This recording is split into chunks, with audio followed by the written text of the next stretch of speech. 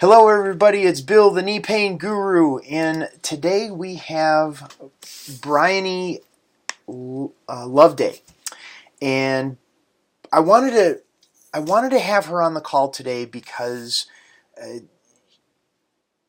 Bryony reached out to me a month or so ago and wanted to share both her story of her experience of working with my program and then what she's done as far as like helping people in terms of improving their life. So I'd like to get into that towards the end of the call, and then Bryony has a special offer for anybody who's listening to the call today. So Bryony, I'd like to welcome you to the call. Thank you for having me. Yeah, absolutely. And I look back in my notes to remember like the first conversation we had, and it was May 19th of this year, 2016. And could you share a little bit about what was going on with your knee and why you reached out to me? Sure. So I've probably had knee problems for about 15 years, and it all started with a very bad dislocation when I was about 15. And from then on, I had dislocations. I was in a lot of pain. I'm in the health and fitness industry myself, so I could only get so far with my training, and then I would hurt my knee would swell up, and I tried so many different therapies. I'm talking physios, acupuncture, everything. I tried to get my knee to improve, but there was always only so far I could go, and then the pain would kick off and it would swell up, and I couldn't do what I wanted to do basically with my work, and even just things like walking up the stairs was really painful. Remind me what the diagnosis was. Like, what you go to the doctor, you get your knee checked out, and they're telling you it is this.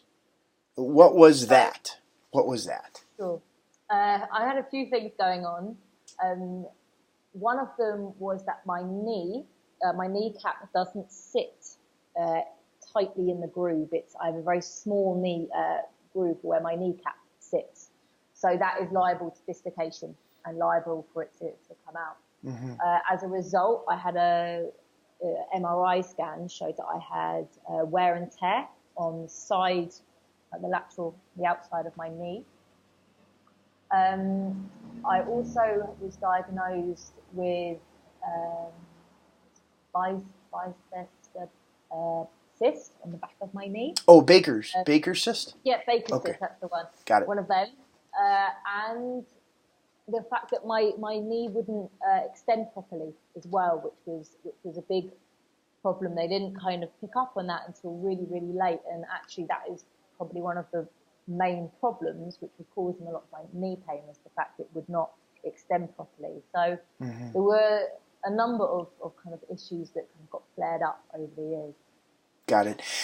Now you're in the UK, correct? Yeah. You're in the UK, and you're. I'm in Rio, but via Rio. That's where you are right now, but you live in the UK. You're on the internet. You do a Google search. How did you come across my information?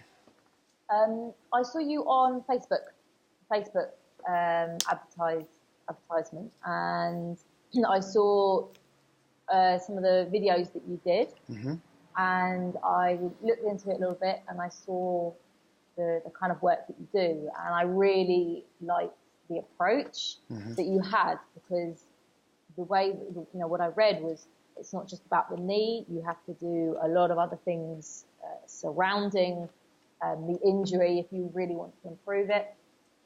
And I really like the fact that you use very specific exercises and training to improve it. And I think because of my background, I know a lot of the way to get out of pain is through the movement, it's through training. It's not trying to protect the injury so much. Sure. So, yeah. Got it. And when we were talking, this was back on May 19th when we had our first conversation. You had these knee dislocation issues. You had the patella not sitting in this groove. You had a Baker's cyst. When you heard what I had to say, what was the piece that really allowed you to have that mental space to take that step forward in the program? I think what dropped with me, and the penny kind of dropped, was after speaking to you, and you explained how, excuse me, you had dislocations as well in the past, and your clients had also had dislocations, and that after a few months from the program, things, people were getting better, people were getting out of pain. And when I spoke to you about elements of your program, we spoke about certain types of squatting and how to slowly build up to them. That was like, okay, this guy knows what he's talking about. And that was kind of a probably moment I thought, I know that I've got to kind of start with you, and you guide you through the program step by step. And it was a very another thing which I remember actually was when you spoke about having certain exercises, and then once you have mastered them, then you go on to the next stage. Then you go on to the next stage. And I thought that was because a lot of the problem in the past for me was I would jump ahead and start doing things, and then I would get back in pain. Mm-hmm. So when I spoke to you, you spoke very much about, okay, you start with it here, you master this, you get out of pain first, you do these exercises, then we'll move you on to these ones. And that, for me, was like, okay, right, this is a well-constructed program. Mm-hmm. Got it. And what was the big thing your knee was preventing you from doing? My knee was preventing me from doing a lot of the exercises that I wanted to do for my work. It was preventing me getting as strong as I wanted to. It was preventing me from doing a lot of the physical exercises I wanted to do. And I think it was a lot of my mindset would then always be referred back to, oh, I can't do this because of my knee. I can't do this because of this. And when it got to things even like, walking up the stairs, I could still feel that pain every time I did it. So it was preventing a lot of stuff in my work, actually. And even normal day activities too. Yeah. And it's amazing. It's the prevalent mentality out there is this, I need to strengthen the muscles in the legs. And it's like, if I strengthen the muscles in the legs, then my knee pain has got to go away. Yeah. And it's that loop. And the more you exercise, the more you do activity, and you get in pain, then the body gets dumped right back into this, well, I can't do it because I'm in pain. So I think I need to exercise more to get out of pain, and I'm back in pain again. And that's, I think, one of the things that we really talked about on our first call was to get the knee out of pain first. Create those pain pattern interrupts based on the specific pattern you had going on with your knee. Mm-hmm. And get you out of pain, so now we can start building up the confidence so it's not on your mind. You can start increasing your movement and activity. We can start testing different exercises to increase that mobility and all of that. And then we can start exercising like you want. Exactly, yeah. I think when you explained it to me like that, it really did kind of open my eyes a lot, because even though I was in the industry, I knew quite a lot about it. There was this, exactly like you said, there's still this thing of, oh, if you've got bad knees, you need to squat and you need to do loads of exercises. You need to get really strong to do it. And it's just like, yeah, okay. And then you kind of jump on, you do these exercises, and it's just like, bang, you're back in pain again. Right. And then, the tension around the knee and gets all very tight and swollen. Mm-hmm. And then that reduces the mobility further. And then it's just like, it is like a never-ending cycle. Right. So it was breaking, like you said, breaking those pain barriers, that cycle, mm-hmm. and then slowly building up, not trying to jump in feet first. Yeah. So what are some of the changes that you notice in the process of working with my program? So at the beginning, I noticed that the swelling on my knee went down. I always had quite a lot of swelling around my left knee, and that started to go down. I noticed my knees are quite noisy, Mm-hmm. and I noticed that the noise started to not be so much. Cool. It's still there, but it's not. I don't have pain from the noise, but I noticed it used to be very, very loud, but now it just sounds quite normal. I noticed that my mobility got better. So there's certain exercises that my knee just couldn't extend properly with. That started to change. I noticed that the pain when I went up the stairs and when I went down the stairs, that just started to disappear basically, and I could feel the movement of, for example, when I went down the stairs, which used to be really painful for me, I could feel like my kneecap being pulled up my leg. And after doing the exercises in the program, I'd probably say within about 4 weeks or so, maybe, about 4 weeks, I noticed that as I went down the stairs, that my kneecap was no longer like being, felt like it being yanked up my leg again. Cool. So it was really good. That was like the first thing that I really noticed, like, oh, okay, this is working. And then on from that, when I actually started to become stronger, I could actually feel that the muscles in my quadriceps, so the individual muscles, were now working in unison. So instead of just some of them yanking my kneecap up, the other parts started to get really strong. And there's an exercise I've been wishing to do, like wanting to do for however many years. I can do it on my right side, but I can't do it on my left. And that's a one-legged squat. The pistol, sure. Okay. So I started to do that by kind of the end of the program. And I noticed that I could control it now on the way down and then hold it there.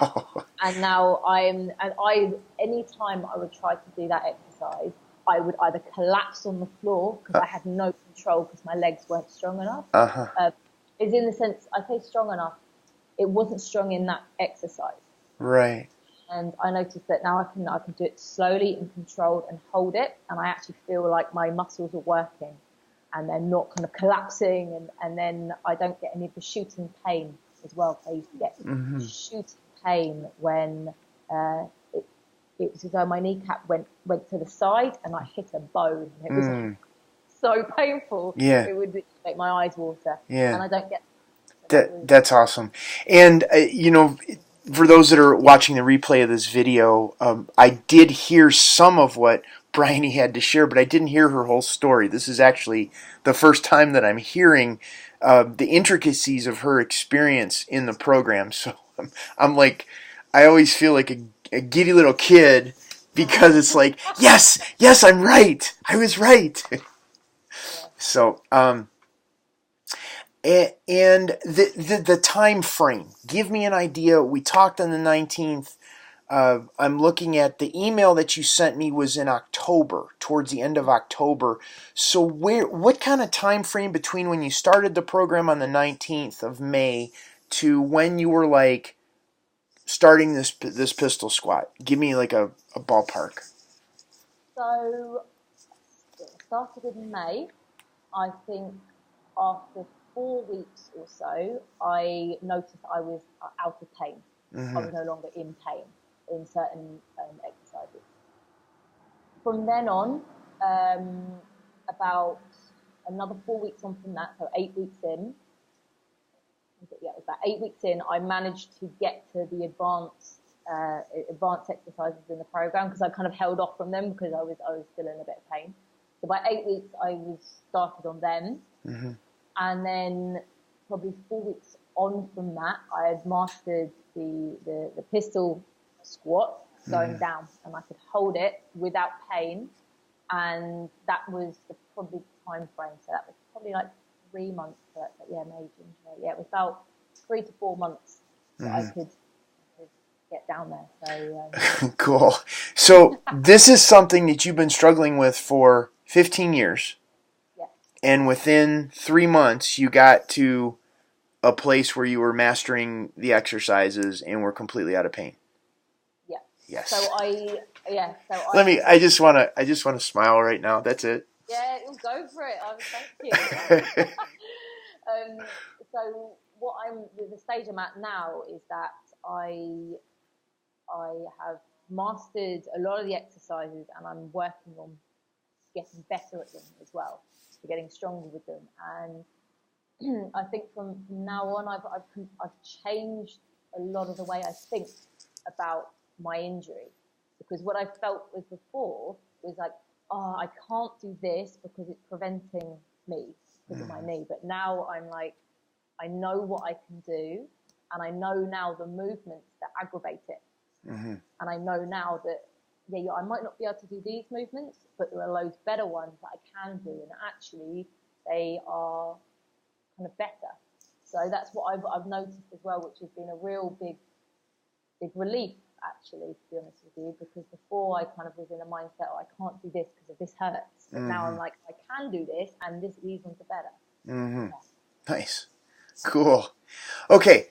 So what would you share with anybody that is looking at my program, wanting to speak with me, like hesitant? It's like, okay, there's this guy, the self-proclaimed knee pain guru online, works with clients around the world, and they're going, I don't know if his program works. I don't know if I trust this guy. Like any of the little niggling stuff that might be in their head, what would you share with that person? First off, I would say you should never get to the point where you just give up. I was in pain for 15 years, and I tried everything. Well, obviously not everything, because then I came across you.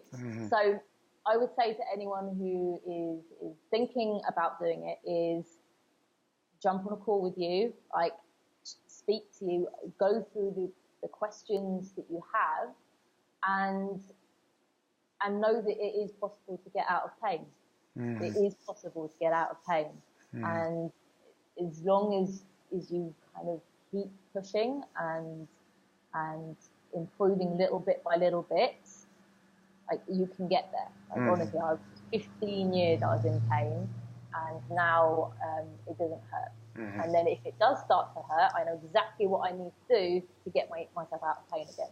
Cool. So I think for what I've learned through working with you is that whatever happens, you know that even if something hurts again, there's things that you can do to get yourself back out of pain. It's not as though it's this kind of loop of getting worse and worse and worse. Now it's like you're in the loop of actually getting better and better and better. So yeah, I say just do it. Cool. Thank you. Now we're going to get to the second reason here why we're doing the call today. And you had reached out to me. Now this is October. This is October 23rd that I received this email from you, just basically sharing what we just went over in the call. What your experience was when we spoke and how you've improved. And then you were interested in offering like what you do to help people, and I'm reading the email right now, break free of self-sabotaging their health and fitness. You work with people who seem to be stuck on the diet and exercise roller coaster and can't seem to change their eating habits. So could you tell me the type of people? Well, first of all, before we get into the type of people that you work with, I'd like to share with me how you got involved in doing what you're doing. Sure. So I've been in the health and fitness industry about 7 years now. When I first entered the industry, I learned a lot very quickly. So I did a lot around strength training, nutrition, everything. And what I noticed is that people can get very good results of that, but that tends to last until around week 3, I noticed, and then again at week 6, something would happen. And it's like quite a pattern I picked up on. Something would happen that would trigger them, and they would fall back and says, oh, I couldn't, there was, this happened, and I went on holiday, and there was cake in the office, and all these things kind of kept cropping up. So I did a lot more research and work into kind of human behavior, habits, the subconscious mind and why we do things we do.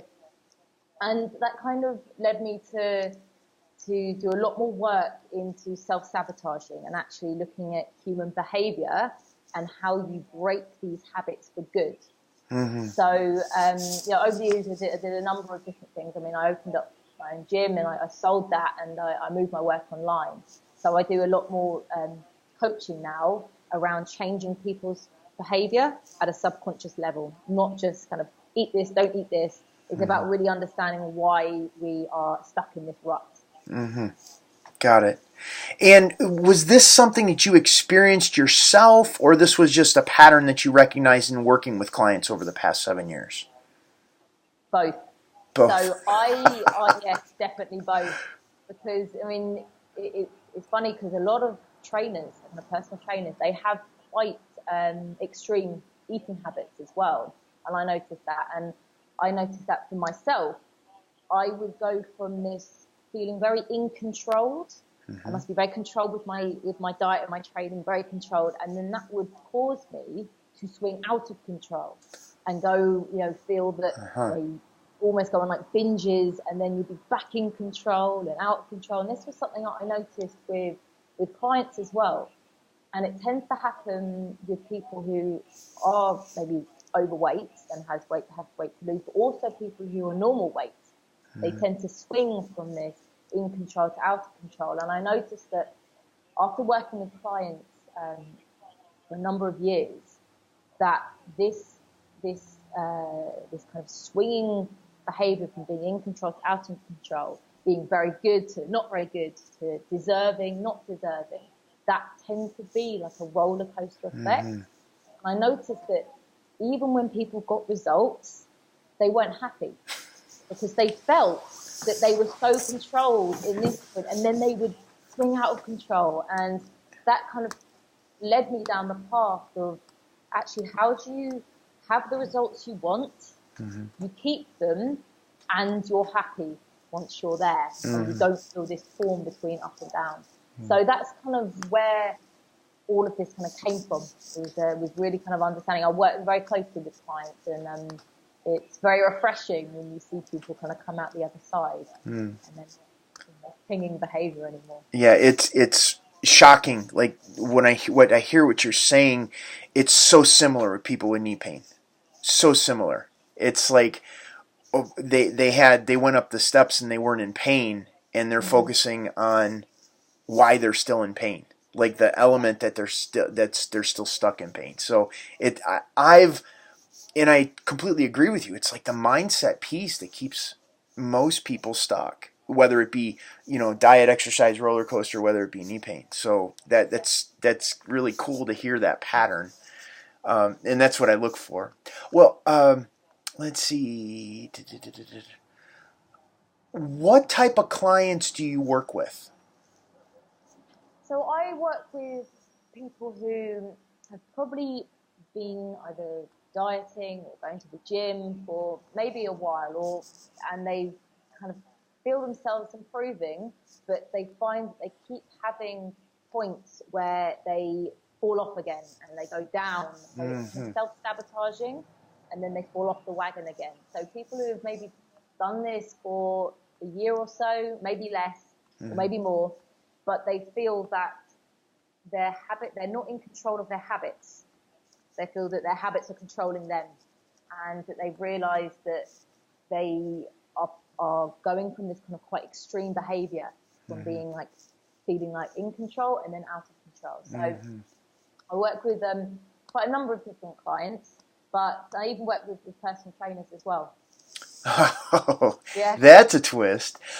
Now, are your clients primarily male, female, in their 20-something, 30-something, older clients? Kind of give me an idea of the specific type of client that you most commonly work with.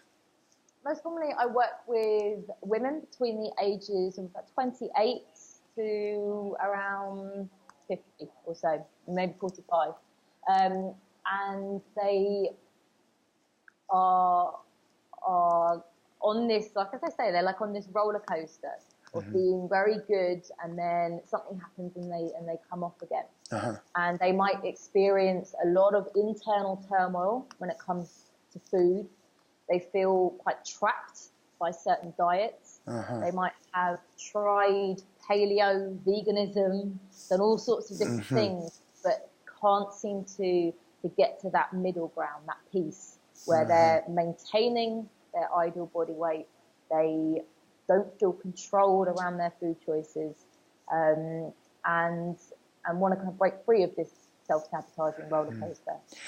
And how do you work with these clients? It's in person, it's remotely. I know the reason why we're offering this is because you can work with clients remotely, but give me an idea of anyone that would be watching this video, watching the replay of this video, how you would work with them. So the way I work with people, and I'll kind of break it down into 3 different sections. So initially we work with discovering what unconscious driving forces people have which have caused them to self-sabotage. And this comes from, I know that emotional eating has been around for a while, but I think it's kind of half the story, because what we look at is where the emotion is coming from. So what we do is we discover what your unconscious beliefs are, why you've been self-sabotaging, and start to unpick the cycle or the roller coaster of going up and down, up and down. So that's kind of like the step 1. Now, based on the unconscious beliefs people have, and there are 12 in total, and we all have them to varying degrees. But once you discover what's your driving force, you start to have a look at your structures, so your habits, because the beliefs that we will hold will produce certain habits and certain structures in our lives. And when we look at these habits and we start to unpick them, this is where you can make permanent change. Because if we say, okay, you have this bad habit and you just need to change that habit and therefore you're going to be okay. You might be okay, but I would hazard a guess that your subconscious mind is very, very, very powerful. And if you take that habit and you don't know why that habit was formed in the first place, your subconscious mind will just go, okay, I'll pick another habit and I'll choose to do this one now. So that's why it's so important to know why the habit was formed. So know what your unconscious beliefs are. Step 2, look at the structures. And the way I work with clients is I drip feed 12 different habits over 12 weeks. And they're not just about, eat this, don't eat this. We go into a lot of different things, a lot of different habits. So we unpick the habits and then we fix them. So we fix them, make them part of everyday life. We do this bit by bit. Is this a customized program for each person, or do you have videos that you've created that you send to the clients? Do you work over these 12 weeks to fix these habits through personal interaction with you? I'm trying to get a picture in my mind. Sure. So all of the videos, so all the rituals and stuff about unconscious beliefs are delivered once a week by video. Okay. So you have a system, you log into your program, so you'll get access to kind of week 1's content, and that will have all of your exercise program.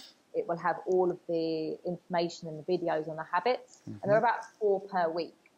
And then you also get a Skype coaching call with me once a week, 20-minute Skype coaching call. Oh, nice. And in that call, what we do is go over all of the exercises that we did in that week. So in the videos, we have lots of different exercises for people to do that looks at what their unconscious beliefs are, what their habits are, why they've formed, and we go over that in the coaching call. And then the next week, they're delivered ritual 2. So again, another kind of 4 videos based on that ritual for that week. For example, in week 1, the ritual is eating slowly, 20 minutes to eat each meal. Ooh, that's a tricky one. Sure. But a lot of the stuff that I do is not necessarily around what to eat. It's lots of different other aspects. So that's and then in week 2, we do the next ritual, and then that goes on for 12 weeks, and each week we have a coaching call. And share with those that are watching what results you get from the people that go through. I'm seeing the name of the program is Master Your Rituals. Yes. Okay. Yes. So what are some of the results that people get? Sure. So the results from this program is discovering what unconscious beliefs that have been driving your behavior. Mm-hmm. So it's breaking free of all of the situations that I spoke about, about being good for a few weeks and then falling off. So we discover what your unconscious beliefs are that are driving your behavior. Mm-hmm. We then have the 12 fundamental rituals Mm-hmm. that allow you to maintain your ideal body weight, but without any crazy diet or crazy exercise program. Mm-hmm. So the byproduct of the program is weight loss and maintaining that weight loss. Mm-hmm. But it's not a weight loss program. This is about changing your behavior fundamentally, long term. Mm-hmm. It's a kind of 6-week program that's going to transform your life for 6 weeks, and then you fall off again. Mm-hmm. This is about for good. Yeah. The 12 fundamental rituals that you can do easily every single day for the rest of your life. Because Nice. my philosophy is that if there's not much point in doing any training program or exercise program if you're not going to do it for the rest of your life. Mm-hmm. So there's no point in trying to do a diet to lose weight if you're not going to do that forever. Mm-hmm. So these are just 12 simple rituals that you can do for the rest of your days, as it were. Got it. Okay, so here's a little little niggling voice in my head thinking of the person listening to it going, I gotta do these 12 things for the rest of my life. So and I know I run into it with working with people with knee pain, it's not like I do these 12 things and I live my life. I incorporate those 12 things into my life, so I make it like this simple and easy to slide right into what I'm normally doing, or what they're normally doing to make it useful. Share your experience with the program and how that looks for someone interested. Sure. So a very good point as well, because what in the program, what we do is, just like you said, it's not about getting people to do more things. Mm-hmm. It's just about adapting and changing what they already do. Mm-hmm. So the 12 rituals are things that you can do easily every single day, mm-hmm. that are not taxing. And the way that I've noticed what really actually changes people's mindset is, it's not just you're doing these extra 12 things. When you discover why you've behaved in the way you have done for however many years around diet and exercise, that then the habits and the rituals become effortless. Mm. Once you understand, the reason why I used to hang around in the kitchen like a weirdo and eat all these things is because of this reason. Mm-hmm. You therefore are so much more aware of why you've been doing them, that you do start changing your behavior at a subconscious level. It's no longer this, I have to go and do this. It's automatic. Nice. I just make you just make that choice effortlessly. Nice. Excellent. And so is this a program that someone would go online and sign up for? Is this something that they would contact you? Tell me, what would be the next step for someone listening to what you're sharing and wants to learn more? Sure. I do coaching calls with people. So I do a free coaching call with people, and we go over what some of your unconscious driving forces are, and we start looking at some of the structures that you've got in place. From then on, we'll kind of have a look at what your next steps are. So I do kind of consultations with everyone before I start working, just to make sure that we're going to be a good fit to work together. Yeah, so this is an initial complimentary consultation that they would contact you for, and then they're going to you're going to outline what the strategy would be, and if they choose to move forward or not, that's going to be then they could sign up, or it was very nice to meet you, and enjoy your roller coaster of not having success. Either way, people will walk away with a action plan of what to do next. Got it. If we're good fit together and we want to work together, more great.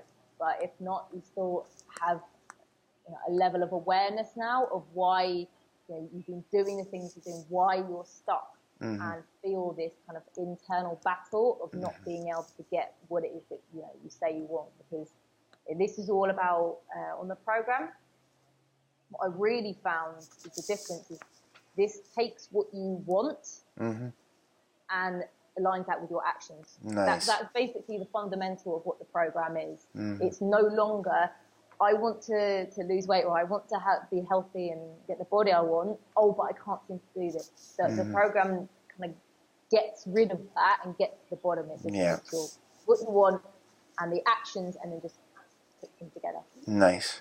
So how would what is the next step? Do they send you an email? Do they go to a website? What is the thing to do? So my email, if you send me an email at info@bryonyloveday.training, and we can book a consultation that way. And the website, you can also book it on there, is bryonyloveday.training. And there's lots of my videos and stuff for people to have a bit more of a look at what I do. Okay, and I will get that exact spelling and all that from you if you'd send that to me, and I will put that in the description of the video below, so people can contact you directly. They're not going to have to figure out how to spell all that. Yeah. There's lots of different spellings I've had for my name. I've had them all. Oh, I know.